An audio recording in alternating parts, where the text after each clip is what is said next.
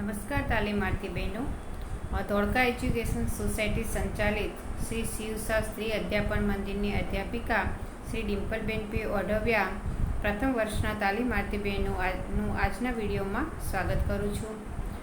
અગાઉના તાસમાં આપણે કોર્સ 1 જેમાં આપણે એકમ 2 બાળકનો મનોશારીરિક વિકાસ અને પૂર્વ પ્રાથમિક શિક્ષણ જેની શરૂઆત કરી હતી. પ્રસ્તાવનાથી આપણે શરૂઆત કરી હતી.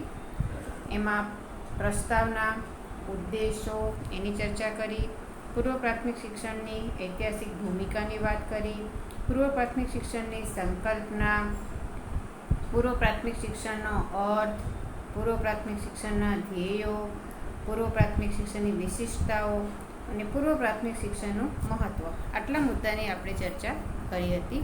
આજે આપણે બાલ્યાવસ્થા તેમજ પ્રી સ્કૂલ બાળકોમાં સમગ્ર અને વિશિષ્ટ મનોવિકાસ એ મુદ્દાની ચર્ચા કરવા જઈ રહ્યા છીએ. તેમાં પણ પેટા મુદ્દા આપેલા છે. બાલ્યાવસ્થા, પ્રી સ્કૂલના બાળકોમાં સમગ્ર અને વિશિષ્ટ મનોવિકાસ, માનસિક શક્તિઓના વિકાસ માટેના શૈક્ષણિક અનુભવો, માનસિક પ્રક્રિયાની સંકલ્પના અને વિવિધ માનસિક શક્તિઓ, જ્ઞાનેન્દ્રિયોના વિકાસ માટેની મોન્ટેસરી પદ્ધતિ, કિન્ડરગાર્ટન પદ્ધતિ. પણ આજે આપણે 2.5 જે છે એના મુદ્દાની ચર્ચા કરવા જઈ રહ્યા છીએ. ફરી આપણે એક વખત નજર સમક્ષથી પસાર કરી લઈએ. પ્રસ્તાવના, ઉદ્દેશો જે છે પ્રશિક્ષણાર્થી બહેનો માટે છે કે આ યુનિટ છે એ શીખવાથી પ્રશિક્ષણાર્થી બહેનોમાં કઈ કઈ બાબતો જે છે એ સિદ્ધ થવાની છે. પૂર્વ પ્રાથમિક શિક્ષણની ઐતિહાસિક ભૂમિકા પણ જોઈ હતી આપણે. એમાં પણ શ્રી રામ ભગવાન, વાલ્મીકી ઋષિ, લવકુશ એના પણ શબ્દો તમે સાંભળેલા. પૂર્વ પ્રાથમિક શિક્ષણની સંકલ્પના પણ સમજ્યા. પૂર્વ પ્રાથમિક સંકલ્પના સમજાવો તો એ 2 માર્કના પ્રશ્નોમાં પૂછાઈ શકે. પૂર્વ પ્રાથમિક શિક્ષણનો અર્થ છે એ સ્પષ્ટ કરો, એ 2 થી 3 માર્કમાં પૂછાઈ શકે. પૂર્વ પ્રાથમિક શિક્ષણના ધ્યેયો જે છે એ 3 માર્કમાં પૂછાયો પ્રશ્ન છે. પૂર્વ પ્રાથમિક શિક્ષણની જે વિશિષ્ટતાઓ જે છે એના વિશે ટૂંકી નોંધ લખો, એ પણ 3 માર્કમાં પૂછાયો પ્રશ્ન છે. પૂર્વ પ્રાથમિક શિક્ષણનું મહત્ત્વ સ્પષ્ટ કરો, એ પણ 2 કે 3 માર્કના પ્રશ્નમાં પૂછાઈ શકે. બાલ્યાવસ્થા તેમજ પ્રી સ્કૂલ બાળકોમાં સમગ્ર અને વિશિષ્ટ મનોવિકાસ. બાલ્યાવસ્થા બાળકના પ્રથમ 6 વર્ષ શીખવા માટે ખૂબ જ અગત્યના હોય છે. એકદમ કોરી સ્લેટ જેવો માણસ હોય છે. તમે જે કંઈ સંસ્કારો, જે કંઈ સુટેવો જે છે એમનામાં વિકસાવવા માગતા હોય તો આ સમયગાળો શ્રેષ્ઠ સમયગાળો છે. તે સમયે બાળકની ગ્રહણ શક્તિ, જે આપણે કેચઅપ શક્તિ કહીએ છીએ, ખૂબ જ પાવરફુલ હોય છે. અને આ સમયે તે અનેક વસ્તુઓ જે છે એ શીખતું હોય છે. ઘણી વખત તમે શીખવતા પણ ન હોય તો એ આસપાસના વાતાવરણમાંથી પણ ઝીલી લેતું હોય છે. બાલ્યાવસ્થામાં જીવન ઘડતર અને સુટેવો માટેનો પાયારૂપ ગણાય છે. શિશુના જન્મથી 3 વર્ષની વય સુધીનો આ કાળો જે છે ને એ કાળ જે છે એ ઘડતરનો કાળ છે. એ સમય દરમિયાન શિશુ જે છે પોતાનું તત્કાલીન અને પોતાનું સમગ્ર જીવનનું જે ઘડતર કરે છે, એના માનસ પટ પર તમામ સંસ્કારો જે છે એને એ ઝીલી લે છે. માતા કંઈ કામ કરતી હોય, કંઈ ગાતી હોય, ભાઈ બહેન રમતા હોય, ટોડલે બેસીને પંખી છે એ પાંખો ફફડાવતું હોય, ચકલી ચીચી કરતી હોય, વાસણ ખખડતા હોય, આ બધા જ દ્રશ્ય અને શ્રાવ્ય સંસ્કારો જે છે એના શિશુ મનથી ઝીલતું હોય છે. એટલે તમે નાના છોકરાને પૂછતા હોય છો, ચકલી કેવું બોલે તો ચી ચી, મોર કેવું બોલે તો કે ટેહું ટેહું. તો જે અવાજો સાંભળે છે એ તરત એ શીખી લેતું હોય છે. શિશુના માનસિક ઘડતરનો આ બધો જ કાચો માલ છે અને એનું મન પણ એક કારખાનું પણ છે અને એક નીપજ પણ છે. એ ઝીલે પણ છે અને કંઈક એમાંથી બહાર પણ આવે છે. બાળકની બધી જ શક્તિઓનો પાયો જે છે એ 3 વર્ષ સુધીના કાળમાં જે છે બંધાય છે. આ 3 વર્ષ દરમિયાન શિશુએ સાધેલી પ્રગતિના આલેખની બરાબરી બીજી કોઈ જ વય પ્રગતિ થતી નથી. આ સમયગાળામાં જે પ્રગતિ થઈ જાય છે ને બાકીના કોઈ જે અવસ્થાઓ આપણે જોઈ એમાંથી સૌથી જો ઝડપી અને ઝીલી શકતું હોય તો આ સમયગાળો છે. પર્યાવરણના સહાયથી શિશુ મન જાણે કે અજાણે પોતાનું સર્જન કરે છે. આપણને એવું લાગે કે પોતે પોતાની જાતે જ એ ઘડતર કરતું હોય એવું. અને આ બધું જ કરવા માટે અનુકરણની, હલનચલનની, તુલનાની અને વિસર્જનની અનેકવિધ પ્રવૃત્તિઓ કરે છે. પપ્પા મમ્મી જે ચપ્પલ પહેરે છે તો એના જો અનુકરણ કરે, એ પણ ચપ્પલ પહેરવા જાય છે. એના મોટા ચપ્પલની અંદર પોતાના નાના પગ જે છે એ ચાલવા મળશે, અને એના ચપ્પલ કરતાં એને એના પપ્પાના ચપ્પલ પહેરવા વધારે ગમતા હોય છે. એટલે અનુકરણ. દાદા ચશ્મા પહેરે તેના હાથમાંથી ચશ્મા ખેંચી લેશે, બા ચશ્મા પહેરેલા હોય તો ખેંચીને પોતે ચશ્મા, હું પહેરું ચશ્મા, પછી આપણે એમ કે નહીં તારા નંબર વધી જશે, તારા આંખોને નુકસાન થશે, અને ચશ્મા એના હાથમાંથી લઈ લઈએ છીએ. તો એને અનુકરણ કરવું ગમે છે. 3 વર્ષ પછી બાળક પ્રવૃત્તિ કરવા ચાહે છે, પ્રવૃત્તિ કરવી ગમે છે. મમ્મી હોય તો એ જે રોટલીનો લોટ બાંધે, મને પણ આ, હું પણ વણું, હું કંઈક કરું, તેનામાં સભાનતા. શાક સમારતા હોય કે લાવ મને આપેના હાથમાંથી ખેંચી લેશે. નાના ભાઈ બહેનમાં જે મોટો ભાઈ બહેન હોય એનાથી નાનું જે છે તો એ તરત મોટાના હાથમાંથી પેન લઈ લેશે અને નોટમાં લીટા કરવા માંડશે. અનેક પ્રવૃત્તિઓના ક્ષેત્રમાં એની પસંદગી નાપસંદગી પણ હવે આવતી થાય છે. 0 થી 3 વર્ષના ગાળામાં એણે જે કંઈ પ્રાપ્ત કર્યું છે તે સુદૃઢ કરે છે, અને આ રીતે આત્મસાત કરી અને પોતાનું વ્યક્તિત્વનું ઘડતર કરે છે. 6 વર્ષ સુધીના આ ગાળાને મોન્ટેસરીએ સંવેદનાનો કાળ કહ્યો છે. 6 વર્ષ સુધીનો જે સમયગાળો છે એને સંવેદનાનો કાળ કહે છે. સંવેદનાનો કાળ કોને કહેવામાં આવે છે? તો સંવેદનાનો સાદો અર્થ મનમાં કશુંક અનુભવ એમ કહી શકાય. વય વધવાની સાથે સંવેદના ક્ષેત્ર પણ વિસ્તરતું જાય છે, અને આ સંવેદનાઓ બાળકના વિકાસના માર્ગદર્શક સ્તંભો છે. તેથી બાળકની તમામ પ્રવૃત્તિઓમાં જેટલી નિયમિતતા અને વ્યવસ્થિતતા, તેટલી બાળકના વિકાસમાંથી સઘળી સહાયભૂત થાય છે. તમે એને સવારે ક્યારે સુવડાવી દેવું, ઉઠાડવું, જમાડવાનું, બધી જ ટેવો જે છે એ સુટેવો જે પાડેલી હોય તો કાયમ માટે એને એ પ્રમાણે 10 વાગે સુવડાવી દો, સવારે એને ઉઠાડી દો. જો એ વખતે તમે ધ્યાન રાખવામાં સેબ પણ બેકાળજી રાખો તો એ પછી કાયમ માટે એની ટેવ સુધરતી નથી. જમવામાં કેવી રીતે પરોઠી વાળીને બેસવું, કેવી રીતે જમવું, એ બધું જે ચાવીને ખાવું જોઈએ. તો આ બધું જ આ સમયગાળામાં એને શીખવવાનું હોય છે.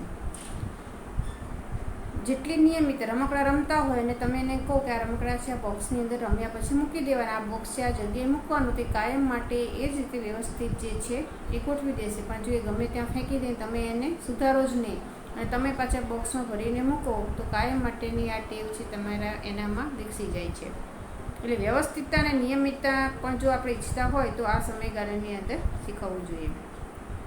આ સમય દરમિયાન ઇન્દ્રિયાનુભૂતિ તીવ્ર ઝંખના બાળકમાં હોય છે. એની બધી જ ઇન્દ્રિયો એકદમ સતેજ હોય છે. સાંભળે છે પણ બહુ, જુએ છે પણ સરસ ઝડપથી. અને ફોટોગ્રાફીની નેગેટિવ, જાણે કે ફિલ્મના પ્રકાશના ઝાંખા કિરણને પણ જો આપણે ફોટો પડાવવા જઈએ ને, આપણી નેગેટિવ કોપી છે તે એની અંદર બધું જ આપણે જેવા છીએ એવું જ એ નેગેટિવ કોપીમાં દેખાઈ જાય છે. એમ આ સમયગાળો જે છે એના ઇન્દ્રિય દ્વારા થતા રસ, રૂપ, ગંધ, શબ્દ, સ્પર્શ અને બધા જ અનુભવો સતત જીલતું અને સંઘરતું હોય છે. આ સાથે ભાષા વિકાસ માટેનો પણ આ ખૂબ જ અગત્યનો ગાળો છે. ભાષા માટેની આ વયની તીવ્ર સંવેદના, ક્ષુધા, વાણીનું શ્રવણ, શ્રુતિ દ્વારા ગ્રહણ કરેલા સંસ્કારોનું સંગ્રહણ, શબ્દોનું ધ્વનિઓમાં પૃથ્થકરણ અને પદાર્થો સાથે સંયોજન કરી અર્થ નિષ્પત્તિ સાધવી, રૂઢિપ્રયોગને સહજ રીતે આત્મસાત કરવા, શબ્દભંડોળની વૃદ્ધિ કરતા જવું અને બોલચાલ, લય, લહેકા, આ બધું જ આપણે મમ્મી ને પપ્પા જેવો લહેકાથી બોલતા હોય એ જ રીતે એ બોલતા શીખે છે. આ બધું જ બાળક આ ગાળા દરમિયાન કરે છે. માનવ શિશુની આ વયે એને પ્રાપ્ત થયેલી ભાષા ગ્રહણ શક્તિ અદ્વિતીય છે, અને ઈશ્વરે એ શક્તિ માનવમાં ન મૂકી હોત તો માનવ સંસ્કૃતિ છે વિકસિત ન હોત. અને ભગવાનના કેટલી સરસ મજાની કુદરતી શક્તિ આપોઆપ છે, એ બધું આસપાસમાંથી એ શીખતું જાય છે. ઈશ્વરની આ એક દેન કહેવાય. આ સમય દરમિયાન બાળક સમાજભિમુખ બને છે. સામાજિકતાની સંવેદના જાગૃત થતાં એ બીજા રમાડે તે પરિસ્થિતિની બહાર આવે છે. અત્યાર સુધી નાના હોય ત્યાં સુધી મમ્મી ને પપ્પા ને બા દાદા જે હોય તે એને રમાડતા હોય છે, એની સાથે રમતા હોય છે. જેમ મોટું થાય છે તે એમની સાથે રમવાના બદલે એના સમવયસ એની જેટલી જ ઉંમરના નાના બાળકો સાથે શેરીમાં જે છે, સોસાયટીમાં છે, એ રમવા માટે બહાર આવતું હોય છે. એને બીજા સાથે હવે રમવાનું ગમે છે. બીજા સાથે પોતાને આવડે એવું કામ કરવા, બીજા સાથે લડવા પણ તૈયાર થયા છે. રમતા રમતા પાછા ઝઘડી પણ પડે છે. મનુષ્ય એ સામાજિક પ્રાણી છે, અને એ વ્યાખ્યાના મૂળમાંની સામાજિક ભાવનાની જાગૃતિ અને ખીલવણી જે છે આ સંવેદના કાળ દરમિયાન થાય છે. એટલે એને પૂરી રાખો ઘરમાં તો એનો સામાજિક વિકાસ થાય નહીં. અને આપણે એવું કહીએ છીએ મનુષ્ય સામાજિક પ્રાણી છે, તો એને સમાજમાં હળવા ભળવા દેવું પડે. સામાજિક રીતભાતનો અને બૌદ્ધિક વિકાસનો આ પાયાનો કાળ છે. પ્રી સ્કૂલ બાળકોમાં સમગ્ર અને વિશિષ્ટ મનોવિકાસ. પ્રારંભિક બાલ્યાવસ્થાથી પ્રાથમિક શાળાના વર્ષો 2 વર્ષથી 7 વર્ષની આ અવસ્થાને જીન પિયાજે જે લખ્યું છે એ જીન પિયાજે પૂર્વ ક્રિયાત્મક અવસ્થા તરીકે ઓળખાવી છે. એટલે પહેલો પ્રશ્ન તમારા પેપરમાં પૂછાય છે કે એક વાક્યના પ્રશ્નનો જવાબ એમાં પૂર્વ ક્રિયાત્મક અવસ્થા એટલે શું, તો પૂર્વ ક્રિયાત્મક અવસ્થા કોને કહેવામાં આવે છે? તો પ્રારંભિક બાલ્યાવસ્થાથી પ્રાથમિક શાળાના વર્ષો 2 વર્ષથી 7 વર્ષ સુધીની અવસ્થાને. આ અવસ્થાના મુખ્ય લક્ષણો આ પ્રમાણે છે. આ અવસ્થામાં તેનો ભાષા વિકાસ ઝડપી હોય છે. 2 વર્ષની ઉંમર સુધીમાં માંડ 200 શબ્દોનું ભંડોળ ધરાવનાર બાળક આ અવસ્થા પૂરી કરે ત્યાં સુધીમાં તેની પાસે માતૃભાષાના 5000 જેટલા શબ્દોનું ભંડોળ હોય છે. એને આપણે બેસાડતા નથી કાં તેને 100 શબ્દ શીખવાડવા જે 50 શીખવાડે એની આપોઆપ શીખતો હોય છે. અહમ કેન્દ્રિતા એ આ અવસ્થાનું બીજું લક્ષણ છે. તે એવું માને છે કે પોતે જે વિચારે છે ને એ જ બધા વિચારે છે, અને એટલે પોતે જે વિચારે છે તે સાચું જ છે, અને આથી તે પોતે ખોટું વિચારે છે તેવું માનવા તૈયાર જ નથી. પરિણામે તે બીજાના વિચારોનો સ્વીકારી શકતું નથી. વિચારોનું આ અહમ કેન્દ્રીપણું છે જ્યારે સમવયસ્કોના સંપર્કમાં આવે છે અને તેમના વિચારો સાથે પોતાના વિચારોનો સંઘર્ષ અનુભવે છે ત્યારે ધીમે ધીમે દૂર થાય છે.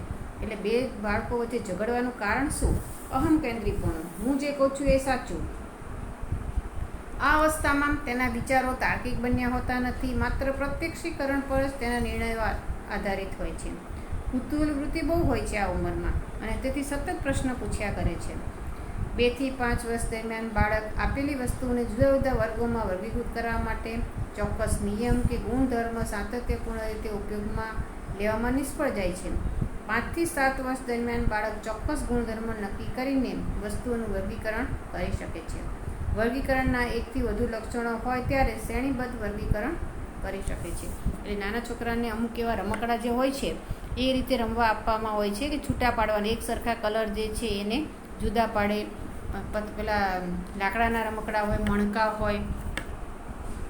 2 થી 5 વર્ષની ઉંમરનું બાળક વસ્તુઓને તેની લંબાઈના આધારે ક્રમમાં ગોઠવી શકતું નથી, પરંતુ 5 થી 7 વર્ષના બાળક આવી ગોઠવણ કરી શકે છે.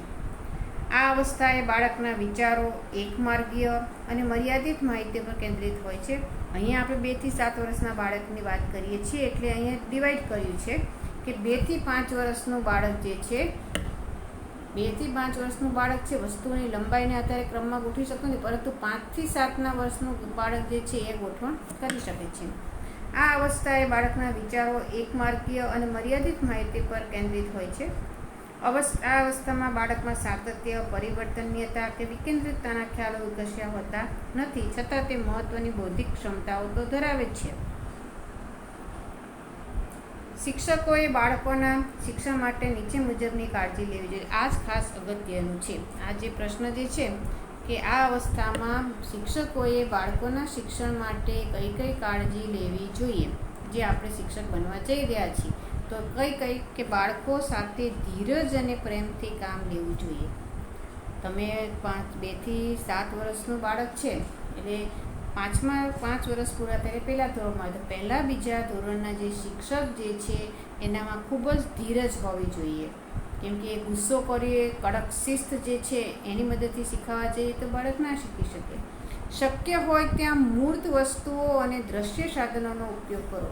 તમે એને શાકભાજી છે, શાકભાજીના નામ શીખવતા હોય કે રીંગણ છે, કોબીજ છે, તો બટાકા છે, તો આ બધું છે તમે કાં તો એને શાકભાજીના નમૂના બતાવો, અથવા ચાર્ટની અંદર ચિત્ર દોરેલા છે એની ઉપરથી એને દ્રશ્ય સાધનોનો ઉપયોગ કરીને શીખો. એટલે જો તેને મૂર્ત એમને તમે એમ કહેશો શાકભાજીના આટલા રીંગણ, બટાકા, તો એવું બોલશો તો એ નહીં શીખી શકે. એને બતાવવું પડે કે રીંગણ કોને કહેવાય છે, બટાકા કોબીજ કોણ કહેવાય, ડુંગળી કેવી હોય. તો એ ચિત્ર બતાવવાને એટલા માટે જ તમે જોજો પહેલાં બીજા ધોરણના વર્ગ જે છે એની અંદર સૌથી વધારે ચાર્ટ ચિત્રનો ઉપયોગ થયેલો હોય છે. વિદ્યાર્થીઓને તેની આસપાસના વિશ્વ અંગે અન્યના દ્રષ્ટિબિંદુથી જોવામાં સાતત્ય દર્શાવે તેવી અપેક્ષા ના રાખો. વાંચન, અર્થગ્રહણ જેવું સંકુલ કૌશલ્યના અધ્યાપન માટે આધારરૂપ સરળ કૌશલ્યનો ઉપયોગ કરો. વાંચન અને અર્થગ્રહણ જો શીખવતું હોય તો ત્યારે સાદામાં સાદા સરળ જે તમારે અધ્યાપન સૂત્રો જે છે ભણવાના થશે.